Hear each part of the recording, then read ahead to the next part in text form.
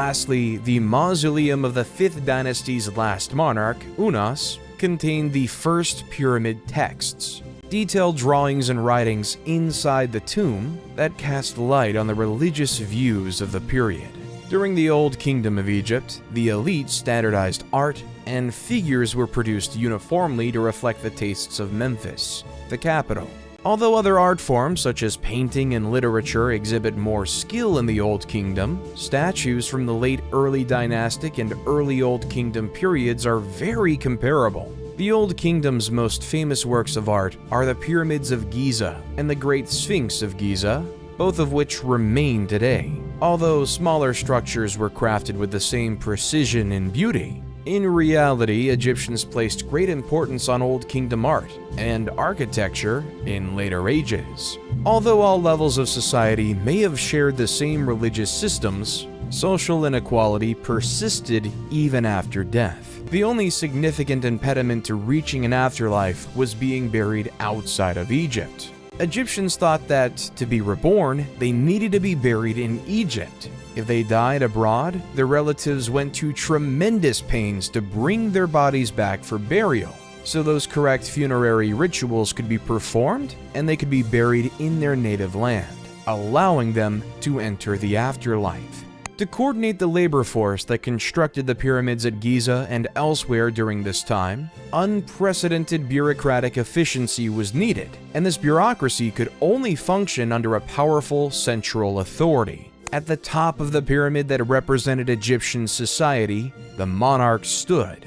He was granted ownership of all of Egypt by the gods, at least in theory.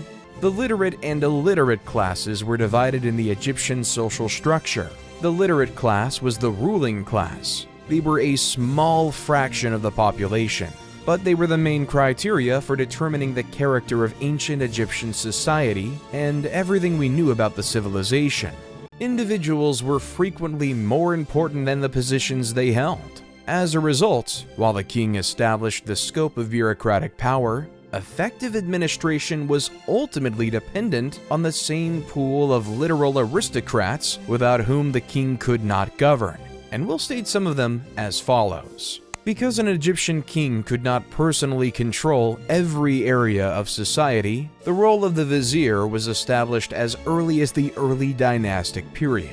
The vizier, who can be assimilated into a form of prime minister, assigned responsibility to other members of the court, sent communications through scribes, and managed the military, regional governors' activities, public works projects, and tax collections, among other things. Huni, the last king of the 3rd dynasty, was long thought to have initiated the massive building projects of the Old Kingdom by constructing the Mitam Pyramid.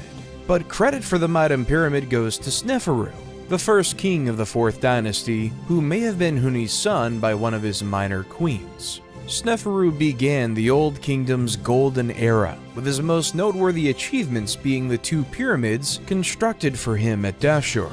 Sneferu started his work with the pyramid at Mitam, known as the False Pyramid, due to its shape. It resembles a tower more than a pyramid, and its exterior casing is surrounded by a massive mound of gravel. The Pyramid of Mitam was Egypt's first real pyramid, but it did not last. This is because changes were made to Imhotep's initial pyramid design, causing the exterior casing to sit on sand rather than rock, causing it to fall. The Crooked Period and the Red Pyramid are Sneferu's structures at Dashur, or North Pyramid. The Bent Pyramid gets its name from the fact that it rises at a 55-degree angle and then changes to a 43-degree angle of smaller stones, giving the impression of bending in towards the summit. The workers had finished the base and sides before recognizing that a 55-degree angle was too steep, and changing their plan to conclude the job as best they could. Sneferu appears to have grasped the issue and went on to construct his 3rd pyramid. Sneferu appears to have been a ruler unafraid of loss or sorrow. When the Bent Pyramid failed to satisfy his standards, he simply began over. The Red Pyramid, named after the use of reddish limestone in its building, was constructed on a firm foundation for better stability and rose at a 43-degree inclination. The Red Pyramid, 105 meters tall, was Egypt's first effective real pyramid.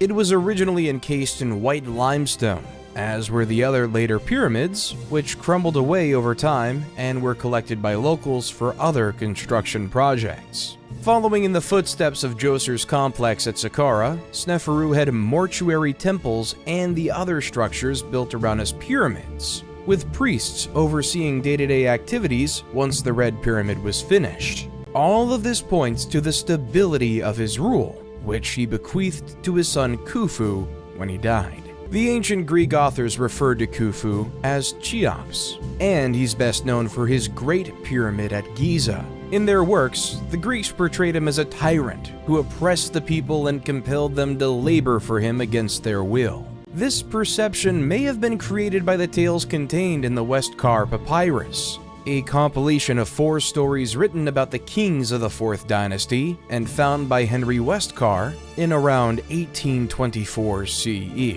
The papyrus contains 4 tales recounted by Khufu's sons, including one in which King Khufu summons a sorcerer who claims to be able to reconnect a decapitated head to a body. And some academics read his actions in requesting a demonstration as malicious or careless. During the reign of Khufu, Egypt became even wealthier as a result of his military battles against Nubia and Libya, as well as his lucrative trade deals with cities such as Byblos.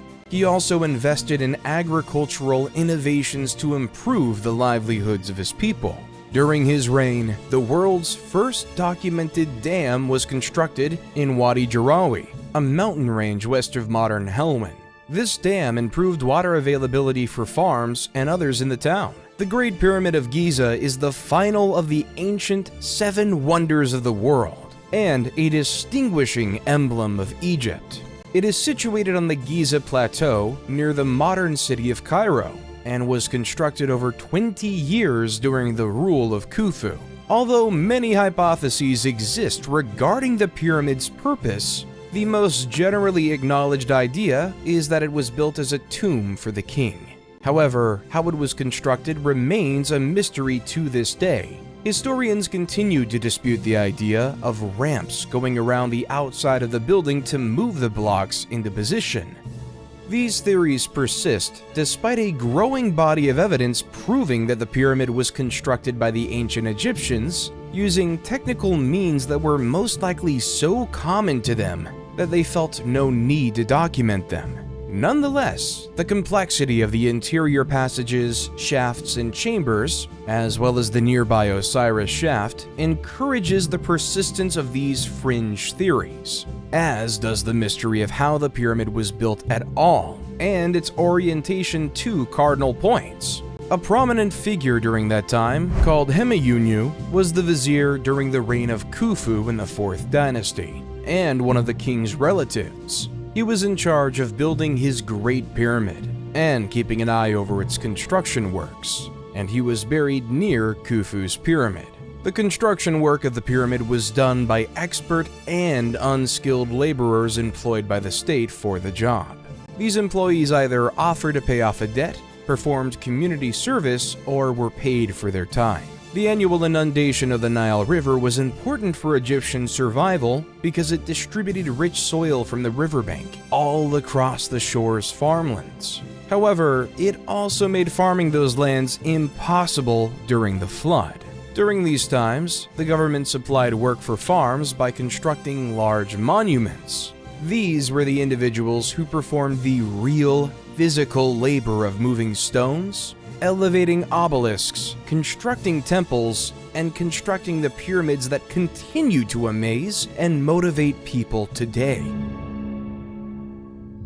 Khufu was replaced by a family member outside the legal line called Djedefre after his death. Djedefre was Khufu's son, but he did not appear to be his designated heir. Some scholars believe Djedefre built the Great Sphinx of Giza, while others believe Khafre, his sibling and successor, built it. The Sphinx is the world's biggest monolithic monument, showing a recumbent lion's torso with a king's head and visage. Historically, this king's visage has been identified as Khafre's, but Dobrev and others believe it's Khufu's. It appears to have been constructed by Khafre because it is exactly in line with his pyramid complex. and the Sphinx's face resembles Khafre more than Khufu.